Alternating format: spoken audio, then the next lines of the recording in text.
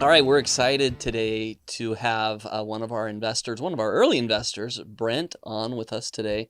I'll say your last name, Huczel. Is that right? Yes, correct. I've been seeing that last name for several years because you've been an investor with us for a long time, but I want to make sure I said it right. So we're excited to have you in studio with us. And we also have, as always, our investor relations queen, Heather Yes, that's the Andrews, right title. with us. Yeah. And I think you've been since the very first project. Yes, I have. Yeah. Yeah. Wilson. Yes.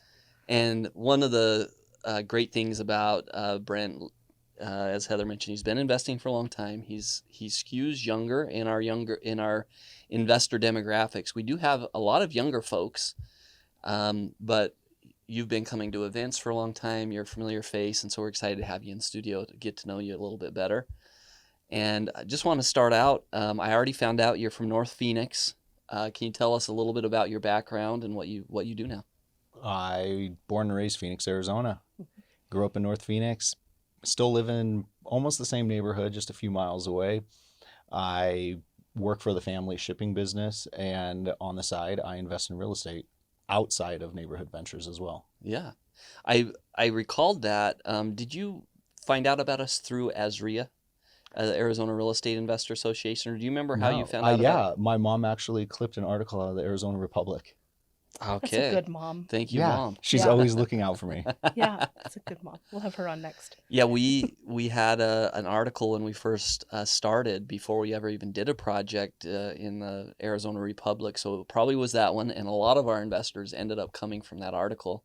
So your mom clipped it and said, "Hey, you're you're a real estate guy. You're going to be interested in this." Yeah, and she's not even an investor herself. Yeah. I was like, okay, well, thank you for the information. I'll look into it.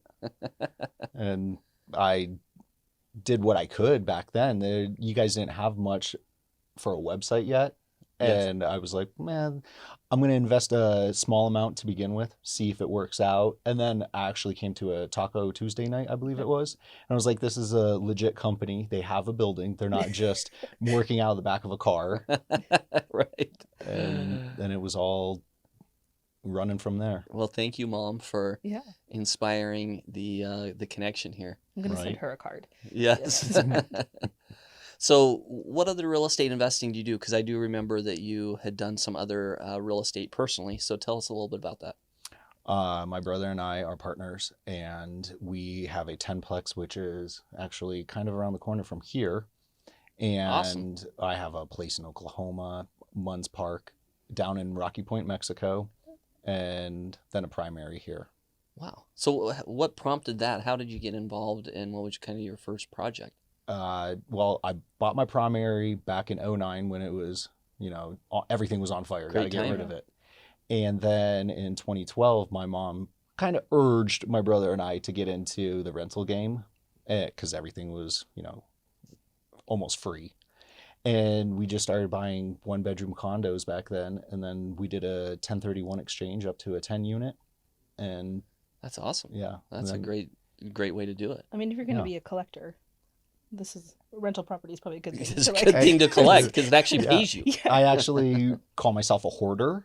I don't want to sell anything, but once in a while my brother's like, hey, if we do this, we can do that. So Yeah. So when you buy the properties as you started out, do you go in and renovate them, or do you keep them as is, or what's kind of your game plan as you've done properties before? some are turnkey and then others need complete renovation, which I actually enjoy. I enjoy the hands-on part. So you yourself will jump in and do some of the Oh work. yeah, I'll do the demo. I'll go source everything that needs to go into it. Most of the remodeling, I outsource that because I can do general repairs and such, but laying tile, that's not my forte. You just like to smash it up first, which seems like the most fun part. I wouldn't say smash I mean, because very that's carefully. destructive. Very carefully. Yes, Take it apart. the removal. Yes. Very gently and thoughtfully with a sledgehammer. And yeah, since have you pulled out tile before? Because that is a lot of work. Yes, I have many times. Yeah. So you go in, do the demo. You pull in some craftsmen to help you do some of the finished work tile and some of that stuff that I've tried to do a little bit of it on my own, and I'm like, I need to stick with what I'm good at.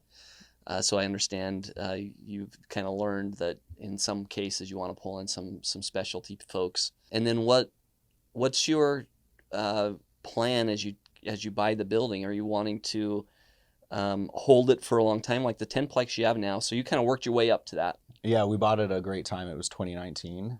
Yeah. So now the value is probably double. Rents have increased, but our mortgage is still the same. Yeah, that's the beautiful thing. Yes. Yeah. And how did you build up to that? You had sold a couple of condos? Yeah, we had a triplex, then we had 4 individual units, and then after everything was said and done, we had 330,000, and we were like, let's do a 1031. You have to know you're going to do a 1031 before you sell all of them. Yep. To get everything Because you have like straight. 90 days to Yes. locate the next property, and then like another 90 days to close, something like that. Yeah, there's definitely a parameter you have to work within, and it can be difficult. Yeah. But we did it. So you closed the sell. You had identified some options, and then this 10-unit building, that was a turnkey one, or did No, that one require some work?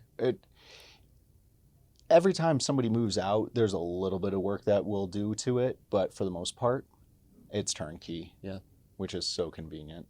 Well, props to you and your mom. Yeah, and now And I your want brother. a 10 unit. You want Now a 10-unit now building? I want 2. No, go for more. I want 20. Because commercial loans are easier to get than just to buy your primary. Yeah, that's true. Because they Sold. go off Done. of the, They're underwriting the property. yeah. And when they're going to give you a loan for your house, they're underwriting you, and it's secured by the property. Yep. But you're absolutely right. You do have to have a big down payment. You have to have money to put in.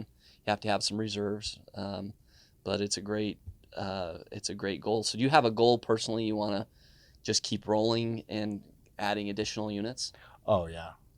I want to definitely increase what we have. I say, and this isn't my saying, but somebody else has said it. You grow most when you're uncomfortable. And that's what I want to do, is become uncomfortable. Yeah. No, that's props to your mom to get you going on that path. And you and your brother are partners on the projects. Yeah. Yep. So And still friends. Oh, yeah. There we go. He actually lives up in Nebraska, but Okay. yeah, so we still get along great, Yeah. though. So what are some of the things you've learned, good and bad, about owning property? Because you said you own one out of state as well. What's some advice for some people maybe starting in the real estate investing that you would give them? Oh, I would have to say, know your priorities. I personally don't spend time, fiddling with my phone, going through TikTok or Instagram. I would rather go home and read the financials for my properties, make sure everything is squared away. Yeah. So pretty much just know what your priorities are in life and your goals. Yeah, because to have done what you've done so far, you'd have to be very focused on your why you're doing this, on what your goal is, because you've done it really quick. It's pretty amazing. But you had some good timing there, buying some properties at the low point and then continuing to roll it in. But Yeah. you know what you're doing. Until something happens. What's something that's happened that kind of surprised you? The way the whole economy is right now, prices don't seem to be slowing down. Right. But it doesn't mean hoard your cash, because as anybody knows, with inflation, cash becomes less valuable. Yeah. So that's why I'm trying to get more properties, even as everything becomes more expensive. Yeah. So tell us a bit about why you were attracted to Neighborhood Ventures when you found out about us, and now The 12% return. yeah.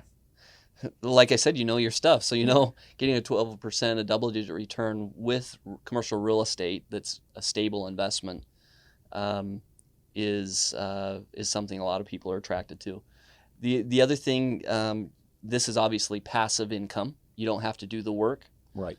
You sound like you're somebody who doesn't mind doing the work. Some people don't, but it's also was that something that was attractive to you with this, is that you could put the money away and you didn't have to do the work necessarily? That, and I can put 10,000 in and again, not have to do all the work. And then in a few years, I get it all back with my interest. Yeah. And then you can either keep rolling it in, or you can do other things with it.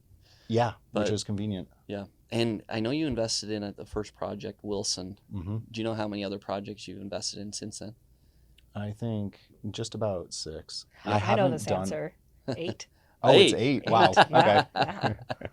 So some of the projects you passed on, was it just the time for you? You weren't ready to invest, or were there some projects you didn't like? And you can be honest; it's okay. Well, I wasn't sure about the Broadway one, and then Yeah. I realized, oh, there's an apartment building being constructed directly Yes. across the street. I didn't know it at the time when it was available, Right. so I passed on that one. I don't know what other ones I passed on though. Well, Yeah. after I'm going to sit down with you and we're going to figure it out. Okay. Just- And we don't take it No. personal. That's kind of the fun thing, is you get to pick and choose. And the Broadway one was our first retail one, so it's a little different. It's going well, but multifamily has just been a great investment, and obviously you understand that business very well.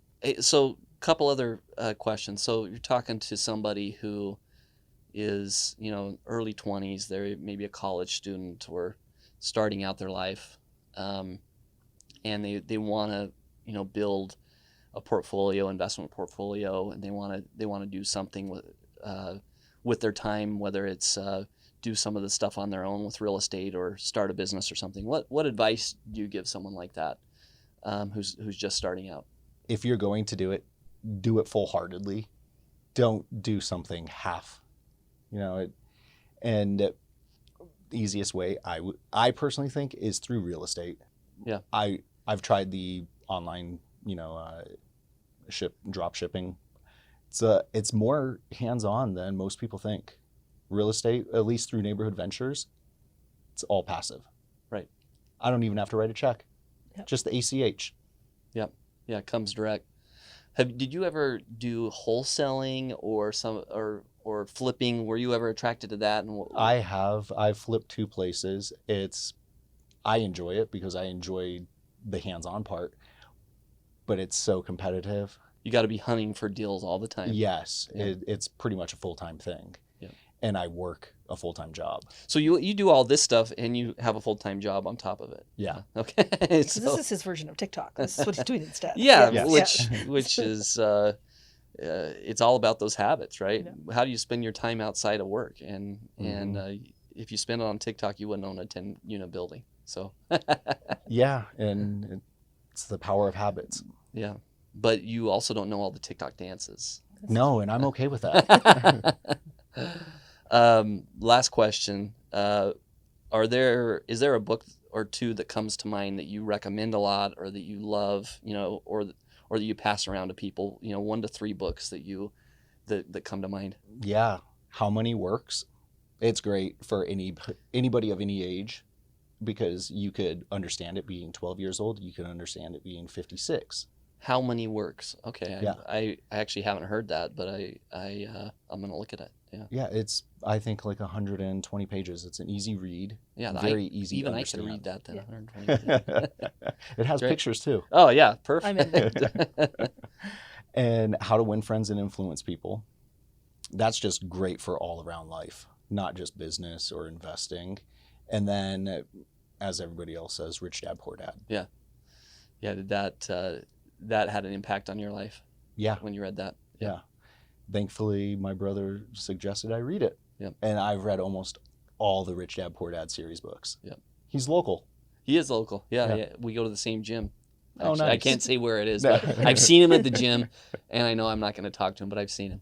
Do you hold his book while you're working? That's not a bad idea. With That's a what I would marker. do. One thing I noticed about him, because I'm a fairly frugal person. I get bags from like Lululemon, and I carry them and take stuff to the gym all the time. And I noticed he was walking into the gym the other day with a Lululemon bag. So this is a nice. guy who has all kinds of money, Yeah. but he's carrying his stuff with a free bag Yeah. that he got from a store. I love it, because we know he talks about, it's not about how much money you make, it's about how much money you keep. And that's something that when I read that book too, it had a powerful impact on me. So yeah, he is local, pretty Mhm. cool. And yeah, this has been great. I'm super happy you were able to come in. Thank you, Heather, for joining us and keeping on top of the investments that Brent's doing. So That's right. we know Which ones I'm which not ones into. you're not. I've got a list. But that's pretty much all of them. And hopefully we'll have some more soon. So Yeah. thanks again for coming in. Yeah, it was my pleasure. Thank you, guys.